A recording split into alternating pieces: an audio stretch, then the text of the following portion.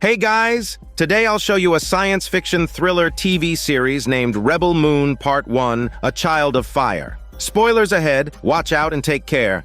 The movie begins in the vast, infinite expanse of the universe where an empire called the Mother World exists on a distant planet. For millennia, one emperor after another ruled, and all subjects bowed in submission. But the royal bloodline, consumed by their lust for power, drained the planet of its resources. With nothing left to sustain their reign, the empire had no choice but to send out its armies into the far reaches of space, plundering resources from other planets. The Motherworld's ruthless actions soon sparked a rebellion. An assassin fired the first shot of the revolution, taking down the emperor and empress, ending the royal bloodline. With the emperor's fall, the world descended into chaos. The planets long oppressed by the Motherworld began brewing a greater revolution.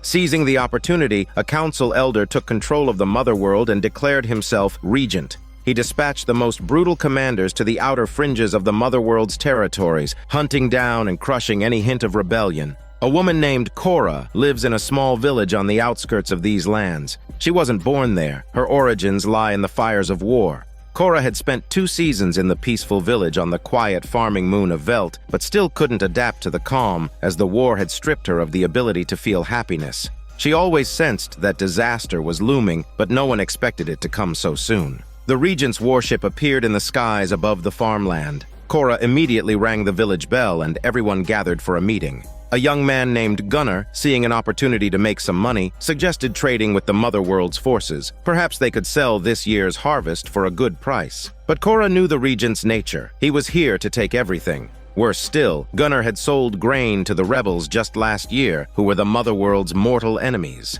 Cora insisted that their only option was to hide their wealth and keep the fertility of their land a secret, hoping the soldiers would leave after taking what they needed. But as she spoke, the massive warship descended. The bald village chief, whose hair was attached to his chin, went out to greet Admiral Atticus and invited him into the council hall.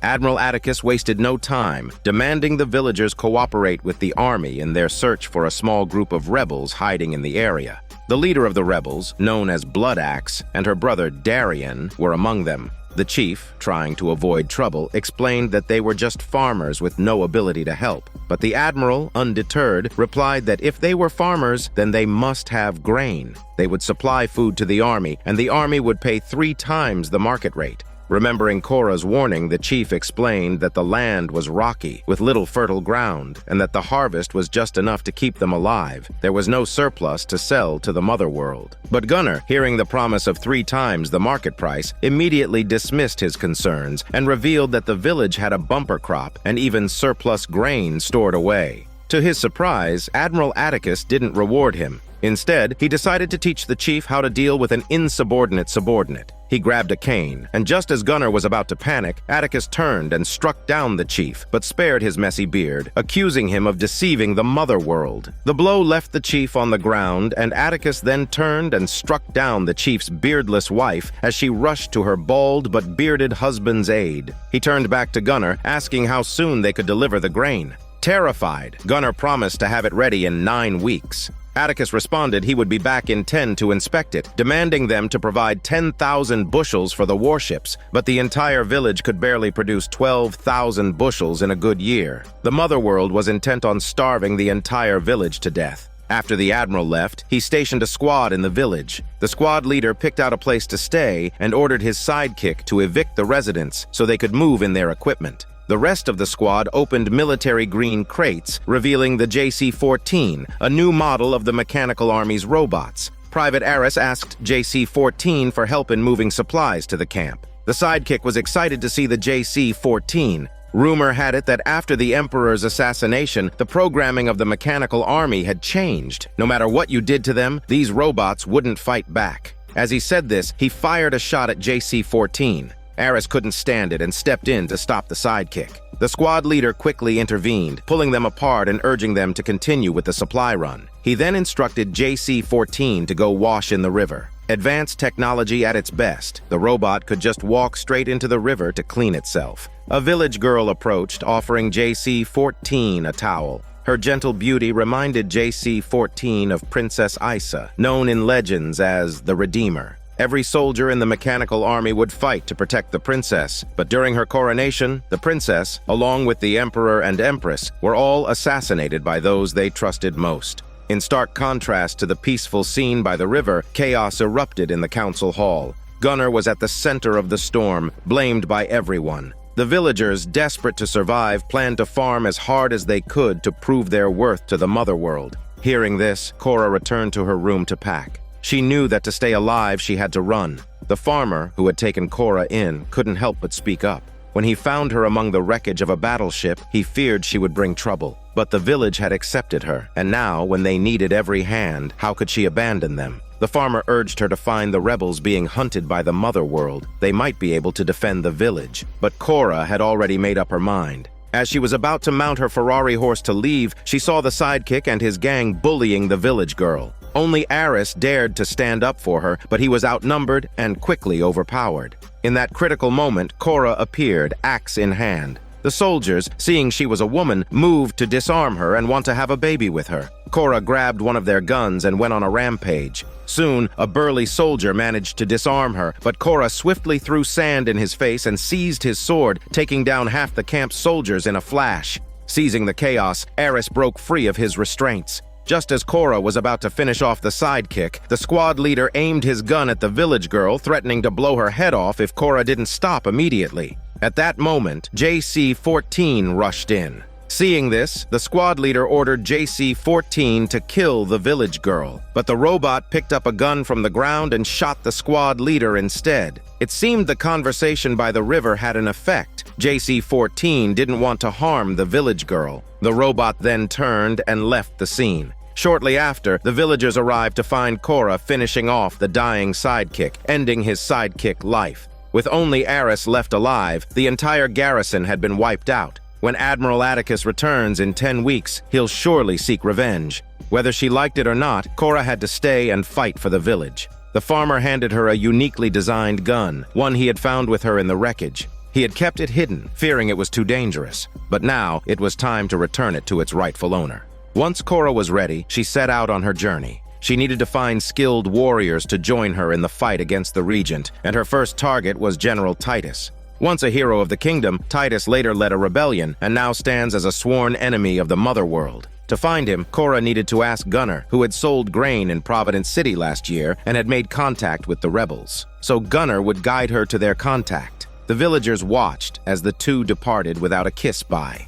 On the way, Gunnar couldn't resist asking if she was a soldier for the mother world, and that judging by her gun, her rank must have been pretty high. Cora fell into a memory at his words. She had encountered the mother world's army when she was just 9 years old. Back then, the regent was still just a general, a man who loved battle to the point of madness. Cora's people had organized a brave defense of their homeland, only to provoke the regent's wrath. He nearly slaughtered the entire city. 9-year-old Cora had pointed a gun at him, and he, perhaps finding it amusing, put down his weapon and approached her, guiding the barrel of her gun to his own chin. Cora didn't hesitate and pulled the trigger, but unfortunately the gun was empty. In the end, the regent killed her entire family but took Cora with him, knowing that the girl had great potential. In the days that followed, the regent became Cora's teacher and father figure, frequently taking her on missions. She lived among the soldiers on the warship for 5 years, quickly becoming one of them. Cora even fell in love with a fellow cadet from the Martial Academy, but he died in battle. The never-ending wars felt like hell, and by the time Cora was 18, she had risen to the rank of officer, commanding her own unit. She was ruthless on the battlefield, a reflection of the regent's influence. Her fierce presence struck fear into the hearts of her enemies.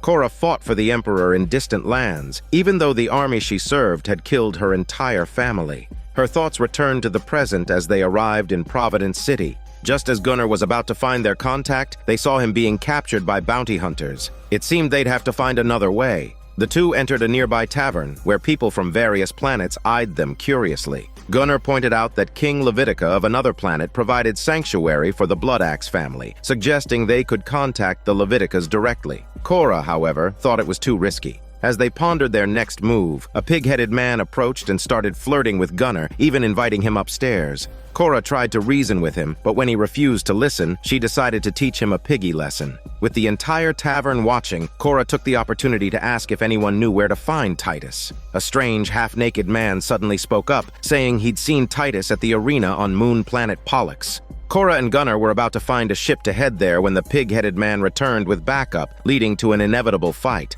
Cora, a battle-hardened warrior who had survived countless skirmishes, quickly proved too much for the pig-headed man's lackeys. But they played dirty, and the pig-headed man somehow managed to sneak up behind her. Fortunately, a pigtail man intervened just in time, taking the valuables from the pig-headed man before calling out to Cora as she prepared to leave. He explained that his ship was docked at the spaceport and offered to take them to Pollux for a small fee. This saved them the trouble of renting a ship, so Cora and Gunnar boarded the pigtail man's vessel. Upon learning that they were assembling a rebel army to fight the Mother World, the pigtail man suggested another potential recruit, a man named Tarek, who was working off his debts on a farm on planet New Wodi. Since it was on their way, Cora decided it wouldn't hurt to check it out. The ship soon arrived at the farm's edge. Tarek was indeed working for the rancher to pay off a debt. Cora noticed the iron chains on Tarek's legs and knew he had crossed the Mother World, which made him eager to join. But the problem was, he still had to work off his debt, and neither Cora nor Gunnar had much money. The rancher thought for a moment and proposed a wager. If Tarek could tame the fierce beast in the yard, his debt would be forgiven.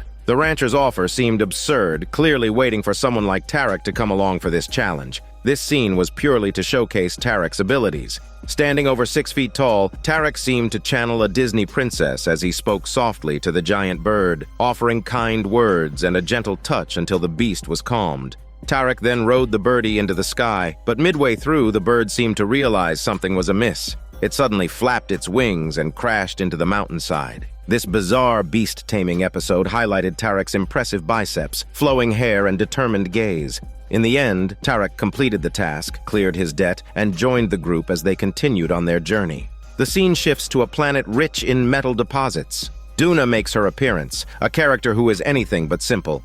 Duna is the second person recommended by the pigtail man, who seems to have a knack for finding talent, almost like he's running a recruitment agency. Duna is the guardian of the slums, and as soon as a woman spots her, she rushes over for help, tearfully explaining that her daughter has been taken by a spider creature. Following the woman's gaze upward, Duna indeed sees the spider creature clutching a child. Duna demands the creature release the child, but the spider creature has its own grievances. This planet was once a beautiful place, but the mining operations have destroyed the ecosystem, and the toxic gases have infected the spider creature's eggs, making it impossible for them to hatch healthy offspring. Unable to have her own, she's been forced to take others. Duna understands, but points out that blame should be placed where it belongs. She tries to reason with the creature, urging her not to punish everyone for the actions of a few, but the spider creature isn't having it. She declares she'll kill all their children to make them regret coming here to mine. With negotiations failing, there's nothing left to say. Duna draws her twin blades and engages the spider creature in a fierce battle. The creature lashes out with her sharp legs, and as Duna tries to land a finishing blow, her heavy body is kicked far away. The monster rears up on its massive legs and leaps at her, its deadly appendages poised to strike. In a flash, Duna grabs her short sword and severs one of the spider creature's legs with a powerful swing. Gunnar seizes the opportunity to shield the girl, but the spider creature quickly notices. Luckily, Duna arrives just in time, executing a series of swift and elegant moves that pierce the creature's greasy abdomen. Despite her victory, Duna feels no triumph, knowing that in these chaotic and turbulent times, no one is truly in control of their fate. And the root of all this chaos is the tyrannical rule of the Mother World. That's why she decides to join Cora's cause. Back on the ship, Cora commends Gunnar for stepping up to protect the child, remarking that kindness is the most valuable trait. There was a time when Cora didn't understand this. She had won many battles for the Mother World, and in recognition of her loyalty, the Emperor appointed her as one of the royal elite guards and assigned her to protect Princess Aissa, a supreme honor. As JC-14 mentioned earlier, the princess was known as the Redeemer, possessing the power to heal and even bring the dead back to life. Aissa was a symbol of love and peace. One day, the Emperor privately told Cora that when Aissa ascended the throne as queen, a better era would begin. Korra believed in the kind-hearted princess, convinced that she could save everyone. That's why Korra now values kindness above all. But tragically, Issa's death shattered all hope. At this point, the group arrives at planet Pollux, entering the famed gladiator arena, where the air is thick with the scent of blood and the goose roar of the crowd. Titus lies passed out in the street, a filthy stray creature sniffing around him. Korra hires a sexy woman to clean his dirty body up, and the cold water jolts Titus awake, though he still seems like a man beyond saving. All the soldiers who followed him in his rebellion had died, and Titus has never escaped that nightmare. Yet, judging by his muscular physique, it's clear he hasn't let himself go completely. If he had truly given up, he'd look more like Thor in Avengers. It takes only a few words from Korra to convince Titus to join their cause. Meanwhile, the bounty hunters who captured their contact take him to Admiral Atticus, as he knows the whereabouts of Bloodaxe. Desperate to save his own life, the contact reveals that the Leviticas are hiding Bloodaxe. Satisfied with this information, Atticus kills the contact and orders his men to dissect his brain to see if they can extract any more details. He then prepares to visit King Levitica. Coincidentally, Korra and her group are already on King Levitica's home planet. The king has already informed Bloodaxe of Korra's request to meet. They should have a response soon. As Korra and her companions prepare to leave, the legendary rebel leader, Bloodaxe, suddenly appears to flex her sexy figure and makeup. Korra quickly explains their mission. The Mother World's warships have invaded Gunner's village, and they need warriors to help defend the farmers. At first, Bloodaxe is reluctant to risk her men's shitty lives, but Korra pointedly reminds her that when Bloodaxe was at her lowest, Gunner took a risk to sell them grain. Bloodaxe and her brother Darien are not ones to forget a debt of gratitude, so they agree to help. However, Darien insists that the warriors have the choice to stay or leave. If they don't stand up to protect the weak and resist the Mother World, then the revolution will be meaningless. Most of the warriors choose to follow Darien, and even the Pigtail Man, inspired by Korra throughout their journey, decides to stay and fight. But before the battle, the Pigtail Man has one more task to complete. He needs to deliver a package from his cargo hold to a buyer on another planet. At this point, Korra is unaware that King Levitiva's planet is about to become a living hell. Atticus, swinging his cane, beats King Levitica to death and then orders a bombardment that annihilates the entire planet. After receiving a tip from the bounty hunter, Atticus leaves the warship behind to continue the bombing and prepares to personally capture the Bloodaxe family.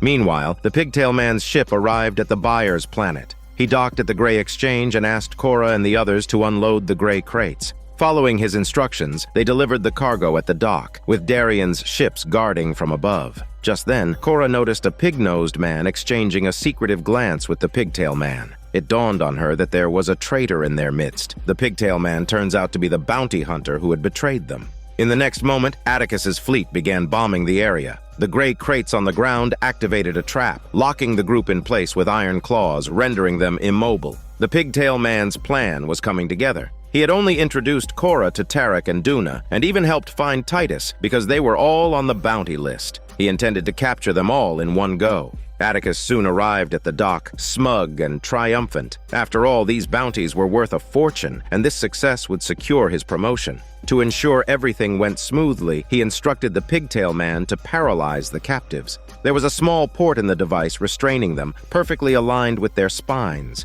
By inserting a syringe, they could be paralyzed. The Pigtail Man forced Gunner to do it, but he underestimated the farmer's courage. Gunner seized the opportunity to unlock Korra's restraints and then turned, plunging the syringe into the Pigtail Man, but not his pigtail. Korra quickly snatched a guard's gun, dodging a hail of bullets as she fired and blew up a nearby oil barrel. In the chaos, Gunner freed the others and the battle began in earnest. Being the elite fighters they were, the group quickly gained the upper hand. Darien commanded his warriors to board their warships, but before they could take off, Atticus signaled to the fleet above, and the ships carrying the rebels were blown out of the sky. Enraged, Darien drew a longsword from one of the fallen soldiers and charged forward, leaping from a slanted crane onto an enemy ship. In a dramatic arc, he plunged his sword toward the pilot, who narrowly dodged and fired back. But Darien, fueled by sheer willpower, managed to kill the pilot even as his own strength waned. The now uncontrolled warship began to descend. Inspired by Darien's bravery, Korra charged forward, sliding beneath the crashing ship and emerging face-to-face with Atticus. As the ship smashed into the dock, Atticus tumbled down the slope, with Korra in hot pursuit. The two clashed atop a terrace, with Atticus wielding his cane aggressively, quickly gaining the upper hand. Cora slipped, but managed to grab a rope to save herself. Atticus tried to cut the rope, but Cora grabbed onto the terrace wall just in time, using the severed rope to bind Atticus and pulling herself back up. After an intense struggle, Cora finally delivered a decisive blow, killing Atticus. Tarek then latched onto the Tarek with a hook and pulled Cora back to the ground, reuniting with the group. Today's battle had undoubtedly dealt a heavy blow to the Motherworld, as a handful of rebels and nobodies had taken down their prized war machine. For Cora and her companions, this marked a new beginning. As the group prepared to return to the village, the Motherworld's forces retrieved Atticus's body. When they opened the device on his chest, it was revealed that Atticus was a robot. The technicians reactivated him and sent him to meet with the Regent. The Regent ordered him to eliminate the rebels at all costs and to capture Cora alive. With Part 1 ended, the scene shifts to Rebel Moon, Part 2, the Scargiver. After the fierce battle, Cora believed the threat of the warship had passed, but little did she know that Atticus had already been resurrected in a cocoon, ready to return with a vengeance. This time, he was determined not only to seize the grain, but to personally deliver Cora's head to the Regent. At this moment, Cora and her companions returned to Moonvelt, where they declared Atticus's death. But before they could fully grasp their victory, Aris received a message from the warship, stating they would arrive at Moonvelt within 5 days. Private Aris, originally from the Empire but now allied with the farmers due to his unshaken conscience, lied to his commanding officer, claiming nothing was amiss on the moon of Velt and that the villagers were simply harvesting grain as planned. As soon as the transmission ended, Aris rushed to report the situation to Cora, who was deeply puzzled. According to Imperial protocol, when an admiral dies, the warship must immediately return to the Motherworld, which might suggest that Admiral Atticus wasn't truly dead. Titus speculated that the Motherworld desperately needed this shipment of grain. He declared that they must be ready for battle in 5 days. He gathered all the villagers, ordering them to complete the harvest within 3 days, and saying, if the Motherworld values grain so highly, they would use it as their strongest bargaining chip and shield.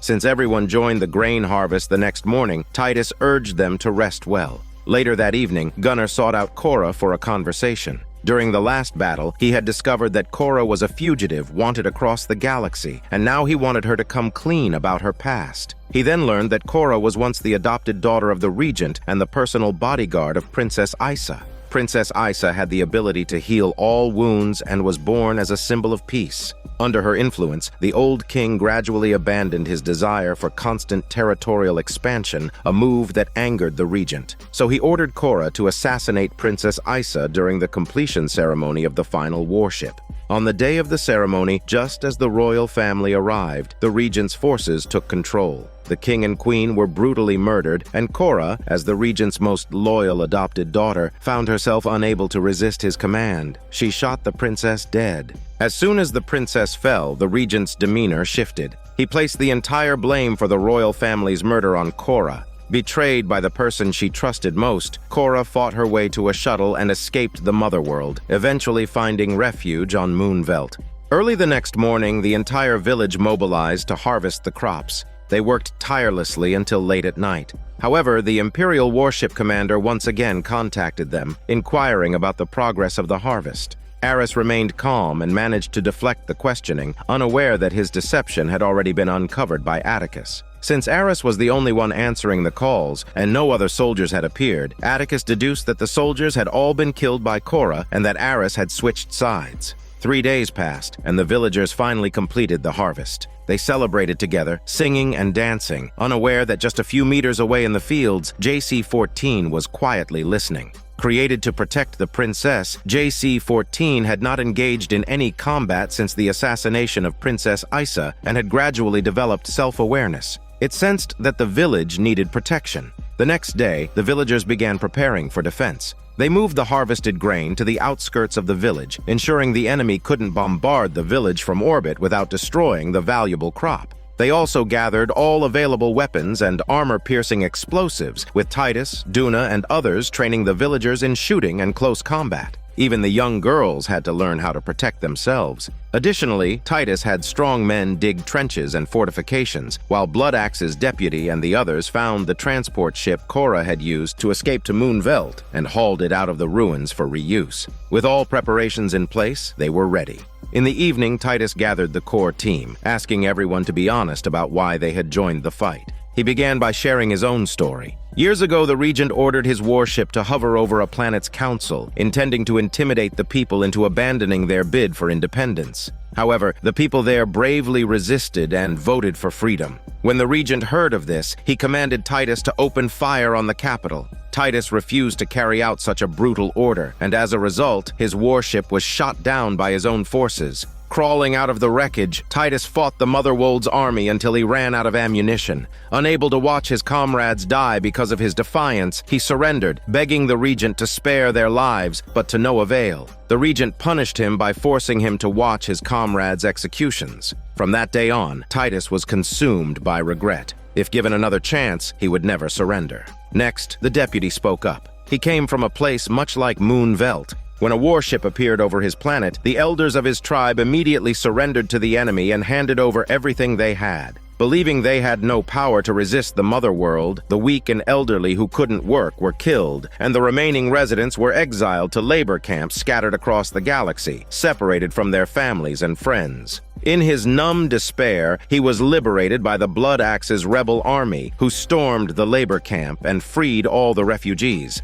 Inspired by their courage, he joined them, learning new ways to survive and becoming the deputy here. Now, with the same disaster looming again, he was willing to sacrifice everything to protect this village. As for the mysterious Eastern girl, Duna, she was born in a small fishing village that the Motherworld army wiped out, leaving no survivors. Though she knew nothing of combat, her ancestors were among the fiercest warriors. To avenge her family's brutal deaths, Duna cut off her arm and equipped herself with an ancestral mechanical limb, dedicating herself to mastering the martial arts. She channeled her pain into rage, becoming a killing machine fueled solely by her desire for revenge. No one wanted the Empire's forces dead more than Duna. Tarek's story was similar. His family and home were destroyed as well. But unlike Duna, Tarek was once a prince of a planet. His king father went to negotiate with the Motherworld's army, only to be brutally murdered. Soon after, an Imperial warship blotted out the sky. To preserve the last royal bloodline, Tarek's mother ordered her servants to take him away, while she stayed behind to defend their honor. Tarek escaped his doomed nation, hiding on a refugee transport ship, but he was deprived of the chance to protect his people. He couldn't stand by and ignore the disaster about to befall Moonveld. Finally, it was Cora's turn, but she only revealed that she was a war orphan, not disclosing her identity as the Regent's adopted daughter. Titus could sense she was hiding something, but was taken aback by Cora's sharp retort. Her point was clear. She had secrets, lit Titus, but her commitment to defending the moon of Velt was genuine. As the Imperial warship drew closer, Cora took the transport ship to a hidden location early the next morning. There, she encountered JC-14, the robot that had previously saved the villagers. Cora tried to persuade it to join the fight, but JC-14 gave no clear answer, only leaving her with the ominous words, "They cannot win." Meanwhile, the villagers were busy placing bombs at the defensive lines, their final crucial barrier. Just as they finished, the Imperial warship arrived overhead. The villagers quickly covered the tunnels, and the bald village chief sounded the alarm. From the warship, Atticus, using a hologram, located the grain stockpile. He acknowledged that Titus was indeed clever, piling up the grain as a defense. However, Atticus noticed through thermal imaging that there were people gathered in the meeting hall. Suspecting they were women and children, he ordered a squad of stormtroopers to capture them while negotiating with the villagers. He believed that once the villagers saw their loved ones with knives at their throats, they would surrender without a fight. With that, Atticus led his team into action. Transport ships quickly took positions around the area. To avoid a full-scale battle that could destroy the grain, both sides began with negotiations. Cora was surprised to see Atticus still alive, but she wasn't shaken. She was ready to kill him again if needed. Cora understood Atticus was trying to curry favor with the Regent, hoping to secure a position in the Senate. She offered to give the Empire the exact amount of grain they needed to feed their troops on the return to the Mother World, on the condition that the warship spares the villagers. Atticus scoffed, saying she didn't have the leverage to negotiate with him since the women and children are already under their control. However, he agreed to Cora's terms, but at a price. She would have to return with him to the Mother World. After all, capturing Cora was more valuable to the regent than the grain. Facing this choice, Cora didn't hesitate to sacrifice herself. She signaled the village chief to put down the alarm hammer and turned to say goodbye to Gunnar. But as she did, Gunnar pulled out a pistol and shot the bronze bell. It's the signal to start the battle. The villagers hidden in the tunnels immediately opened fire, blowing the lead transport ship to onion pieces. Cora and Gunnar dove into the river to escape the explosion, then quickly mounted Ferrari horses and rode to the cave where the transport ship was hidden. They had another mission to complete. Meanwhile, the tenacious Atticus crawled out of the wreckage and descended into the tunnels, starting a brutal slaughter. At the same time, a bearded villager emerged from the defensive line and engaged in a fierce battle with the Imperial soldiers on the ground. He pulled out an armor-piercing explosive and threw it at a transport ship. Hearing the explosion, Atticus climbed out of the tunnel. Seeing him, the bearded villager jumped onto the transport ship after Atticus, and the two began to fight in the narrow cabin. The bearded villager, despite using his sensitive beard as a shield, was no match for Atticus and was gradually forced toward the wide-open hatch. Atticus strangled him and stabbed him, letting the villager's body fall to the ground, ending his bearded life. Meanwhile, Cora and Gunnar boarded the transport ship and disguised themselves in Imperial soldier uniforms, blending into the enemy fleet. Cora instructed Gunnar to climb outside the ship and plant a smoke bomb. The transport ship trailed a line of smoke, making it look as if it had malfunctioned. Since the ship originally belonged to the Empire, Cora activated the internal communications and pretended that her instruments had failed, mentioning that there were 2 injured soldiers on board. The warship crew didn't suspect anything and allowed them to dock in the main hangar. Cora and Gunnar, disguised as wounded soldiers, successfully infiltrated the warship. When the medics came to treat them, they realized they didn't recognize these soldiers, but it was too late. Cora and Gunnar fought back and took out the medical staff. They split up, with Cora heading to the ship's engine room to plant explosives and Gunnar preparing the transport ship for their escape. Their plan was to destroy the warship from within.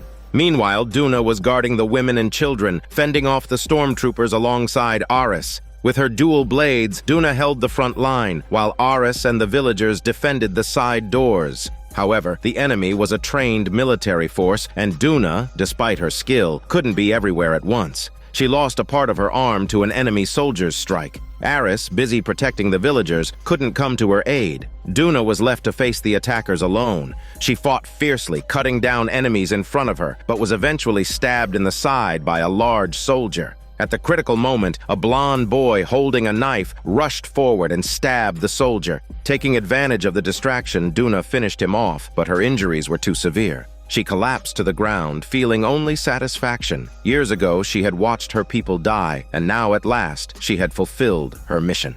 Titus led the villagers in a frontal assault against the enemy, while Tarek led another team to provide support. The battle was intense, with countless casualties and the air filled with the deafening sound of gunfire. Blood soaked the ground as the underground defensive positions were completely overrun, and the enemy poured in, engaging in brutal hand-to-hand combat. An old villager, realizing there was no other option, grabbed a bomb hidden behind an earthen wall. The buried explosives detonated in a chain reaction, wiping out a large number of Imperial soldiers. Amid the chaos, Titus and Tarek, after taking down the last wave of enemies, let out a victorious cheer. Unfortunately, their celebration was cut short when Imperial soldiers armed with heavy weaponry appeared, quickly turning the tide against the villagers. Their firepower was no match for the Empire's advanced equipment. Sensing the dire situation, the deputy quickly opened the water hatch of a nearby wooden hut, diving into the river to approach the enemy. Braving a hail of bullets through his bulletproof muscles, the deputy shouldered a rocket launcher. Inside the invincible warship, Cora quickly located the main engine that powered the ship. After planting the explosives, she prepared to retreat, but suddenly a soldier approached. Cora swiftly shot him down and leaped to a lower level of the engine room. The soldier managed to alert the control room, triggering an intruder alarm. When Atticus heard that a woman had infiltrated the engine room, he immediately knew it was Cora. Realizing his most wanted target had walked right into his hands, Atticus ordered all areas to be sealed off and directed the ship to fire on the village. The commander hesitated, reminding Atticus that there were both grain supplies and Imperial soldiers below. Atticus coldly replied that losing a few mouths to feed wouldn't be a problem and commanded the cannons to be charged and ready. At the same time, Cora was fighting her way up from the 3rd level to the 4th, attempting to reunite with Gunnar. Unaware that Atticus had decided to destroy everything, Titus and the others continued their desperate battle. Although the deputy managed to destroy one of the heavy weapons, the enemy quickly deployed a second one. Despair began to grip everyone's hearts. Just when all seemed lost, JC-14 appeared out of nowhere, descending like a deus ex machina. JC-14's combat abilities were far beyond those of any human. Ignoring the enemy's bullets, it stormed into a large war machine and ended the battle with a single bomb. With the ground situation stabilized, Cora and Gunnar were still trying to meet up. A group of soldiers stood menacingly in front of an elevator, only to find it empty when it opened. Cora swiftly eliminated the squad blocking her way and entered another elevator, securing her weapons. But Atticus was waiting just across the corridor. At the same moment, the warship's cannons locked onto the village below, but as soon as the cannon fired, it triggered the explosives Cora had planted. The entire warship began to self-destruct. With the engine destroyed, the massive ship started to plummet. Atticus's men rushed to attack Cora, while Gunnar, trying to assist, was shot by Atticus. As the ship tilted further, the battle became difficult, with both fighters sliding down the sloping floor.